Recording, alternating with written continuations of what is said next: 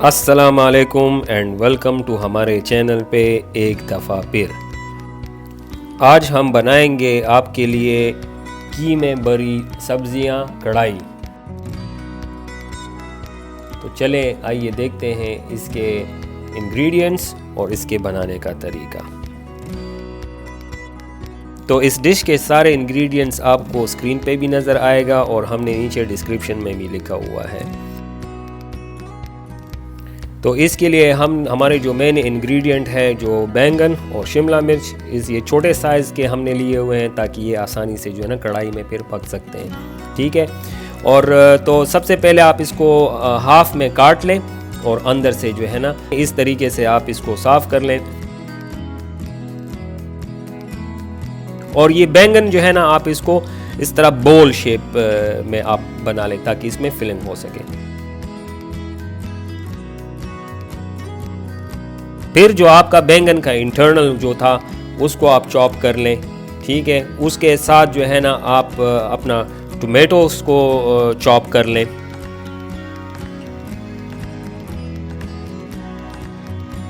Tomato کے بعد جو ہے نا آپ اپنے پارسلی چاپ کر لیں باریک باریک سا۔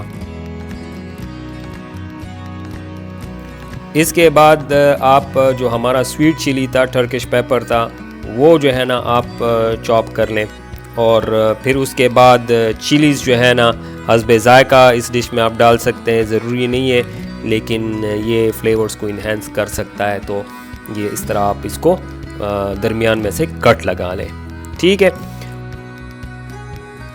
اس کے بعد پھر آپ جو ہے نا آنینز کو جو ہے نا چھوٹا چھوٹا سا کاٹ لیں۔ اچھا، تو اب ہم لیتے ہیں ہمارے جو بلیک کارڈمم تھا اس کو لیں گے، اس کا چھلکا جو ہے نا وہ آپ اتار لیں اور اس کو چٹو میں جو ہے نا آپ اس کو وہ کر لیں، گرائنڈ کر لیں اس طرح کا۔ یہ دیکھیں، یہ اب ہم ڈالتے ہیں اور اس کو پھر خوب اچھی طرح جو ہے نا اس کا پاؤڈر بناتے ہیں۔ اچھا، پھر جو ہے نا نیکسٹ آپ جو ہے نا اپنا گارلک جو ہے نا وہ چاپ کر لیں، زیادہ باریک باریک نہیں چاہیے، ٹھیک ہے۔ تو چلیں یہ اب دیکھ لیں سارا جو ہمارا انگریڈینٹ ہے چاپنگ اور سب کمپلیٹ ہو گیا ہے۔ تو یہ آج ابھی ہم کوکنگ سٹارٹ کرتے ہیں، ٹھیک ہے۔ تو سب سے پہلے جو ہے نا ہم نے اپنا جو منس میٹ ہے، جو قیمہ ہے، اس کو پکانا ہے اسٹفنگ کے لیے۔ تو اس کے لیے آپ پین گرم کر کے اور اس میں آئل ڈال دیں، آئل کو میڈیم ہائی پہ جو ہے نا آپ اس کو رکھیں۔ اس کے بعد اس میں آپ نے جو ہے نا جب تیل گرم ہو جائے تو وہ بلیک کارڈمم جو ہم نے گرائنڈ کیا تھا وہ ڈال دیں، اس کے ساتھ تھوڑا سا گارلک ڈال دیں، ٹھیک ہے۔ ایک تقریباً کوئی 50-60 سیکنڈز کے قریب جو ہے نا اس کو آپ تھوڑا سا مکس کر لیں اور اس کے بعد جو ہے نا آپ نے اس میں یہ اپنا قیمہ ڈالنا ہے اور قیموں کو جو ہے نا تقریباً اسی ہیٹ پہ، میڈ ہائی ہیٹ پہ جو ہے نا اس کو تھوڑا سا آپ فرائی کریں۔ تو یہ تھوڑا سا انیشل فرائی کرنے کے بعد جو ہے نا آپ بلیک پیپر اس میں ایڈ کر لیں۔ بلیک پیپر کے بعد حسب ذائقہ جو ہے نا آپ اس میں سالٹ ایڈ کر لیں اور پھر آپ اپنا جو ہے نا منس میٹ کو فرائی کرنا جو ہے نا وہ کنٹینیو رکھیں۔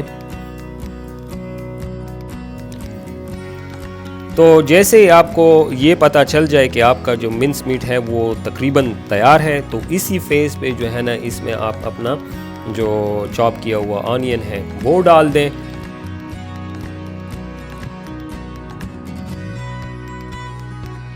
اور آنین کے بعد جو ہے نا آپ اس میں تھوڑا سا اپنا وہ جو ایگ پلانٹ وہ جو ہے نا وہ جو ہم نے چاپ کیا تھا وہ بھی اس میں ڈال دیں۔ تو وہ جو ہم کہہ رہے تھے کہ اس کو پینکنا نہیں ہے نا، تو اس لیے اس کو بھی ہم یوز کر لیں گے۔ اور یہ بینگن کا جو یہ انٹرنل پارٹ ہے یہ ایک دوسرے طریقے سے بھی اس ڈش کا ایک اہم جز ہے۔ یہ قیمہ جب آپ فرائی کرتے ہو تو یہ تھوڑا سا ڈرائی بن جاتا ہے، لیکن اس کی وجہ سے یہ ایک اس کے قیمے کے ٹیکسچر کو سافٹنس دے دیتا ہے۔ تو اس لیے اس کا استعمال جو ہے نا یہ ون ون سچویشن ہے، اس کو ضائع بھی نہیں کرتے اور اس سے جو ہے نا ٹیکسچر بھی اچھا آ جاتا ہے۔ تو قیمہ جو ہے نا وہ ریڈی ہو گیا ہے، آپ اس کو جو ہے نا ایک بال میں نکال دیں اور اس کو تھوڑا سا چھوڑ دیں ٹھنڈا ہونے کے لیے، ٹھیک ہے۔ تو جیسے ہی آپ کا قیمہ جو ہے نا وہ بن گیا ہے اور یہ ٹھنڈا ہو رہا ہے، تو اس ٹائم آپ اس کا فلیور اور ٹیسٹ بھی چیک کر لیں۔ اب ہمیں اس طرح لگ رہا تھا کہ ہمارا یہ جو ہے نا یہ تھوڑا سا مائلڈ ہے، تو اس میں ہم نے تھوڑا سا جو ہے نا بلیک پیپر ایڈ کر لیا اور اس کے ساتھ جو ہے نا تقریباً 1 ٹی اسپون جو ہے نا ہم اس میں بلیک کارڈمم اور بھی ایڈ کر لیا۔ تو یہ فلیور بیلنس کرنے کا بہت ایک اچھا ایک فیز ہے اس ٹائم پہ۔ پھر آپ اس کو تھوڑا سا اس طرح جو ہے نا یہ اسپائسز کے ساتھ آپ مکس کریں، اور یہ تقریباً جو ہے نا آپ کا قیمہ اس ٹائم پہ ٹھنڈا ہو گیا ہے۔ تو اس میں ابھی ہم ایڈ کریں گے جو ہمارا چیز ہے، آپ کسی بھی چیز کو استعمال کر سکتے ہیں۔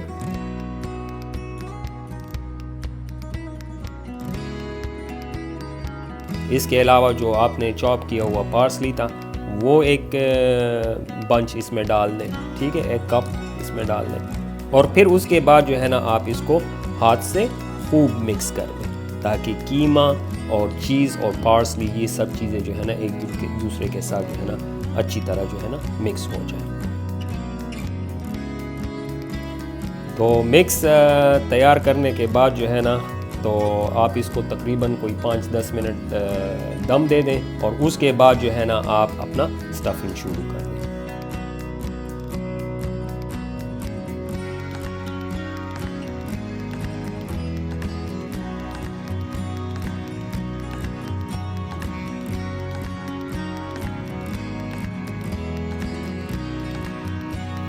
والا، تو یہ آپ کا اسٹفنگ جو ہے نا یہ ابھی ریڈی ہو گیا ہے، اور نیکسٹ فیز میں جو ہے نا اب ہم اس کو کڑھائی میں جو ہے نا اس کو پکائیں گے۔ تو چلیے دیکھتے ہیں اس کا جو فائنل سٹیجز ہیں وہ پکانے کا طریقہ ابھی ہم دیکھتے ہیں۔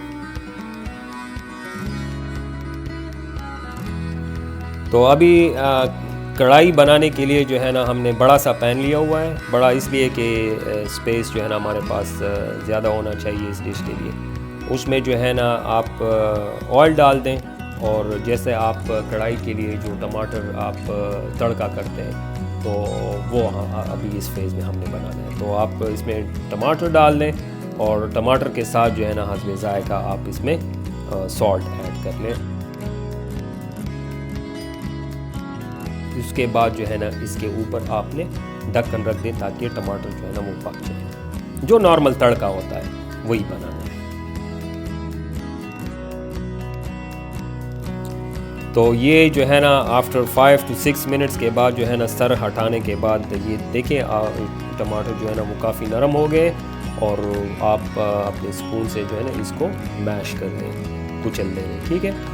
تو اگلے سٹیپ میں ابھی ہم کیا کریں گے کہ اس میں ہم ایڈ کریں گے ہمارا جو ٹرکش پیپر تھا وہ ایڈ کر لیں گے، اور جو ہمارا چلی ہاٹنس کے لیے تھا وہ بھی ہم اس سٹیج پہ ابھی اس میں ایڈ کر لیں گے، اور پھر اس کو جو ہے نا اچھی طرح آپ مکس کر لیں۔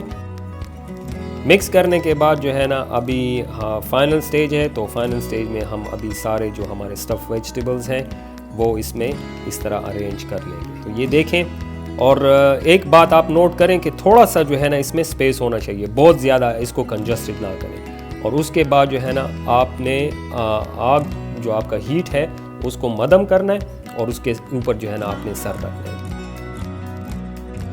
اس سٹیج پہ آپ نے اس کو سپون سے نہیں مکس کرنا، آپ اس طرح ہاتھ سے جو ہے نا اس پین کو دونوں سائڈ سے پکڑ لیں، اور تھوڑا سا اس کو جو ہے نا شیک کر لیں تاکہ یہ نیچے سے جو ہے نا نہ لگے۔ تو یہ تقریباً آپ کا یہ ڈش تیار ہے۔ یہ آپ دیکھیں زبردست قسم کا جو ہے نا یہ آپ کا اسٹف ویجیٹیبل کڑھائی بالکل آخری مراحل میں ہے۔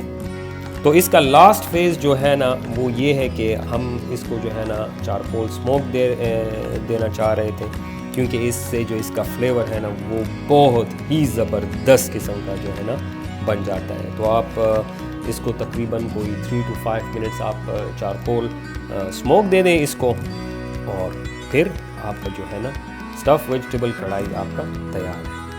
امید رکھتا ہوں کہ آپ کو یہ ریسیپی اچھی لگی ہوگی۔ اگر آپ کا کوئی کامنٹ ہو یا کوئی چیز انکلیئر ہو، پلیز ہمیں نیچے کامنٹ سیکشن میں جو ہے نا آپ بتا سکتے ہیں، اور پھر انشاءاللہ آپ سے پھر ملاقات ہوگی کسی اور ولاگ، کسی اور ویڈیو کے ساتھ۔ ٹل دین، السلام علیکم ورحمۃ اللہ وبرکاتہ۔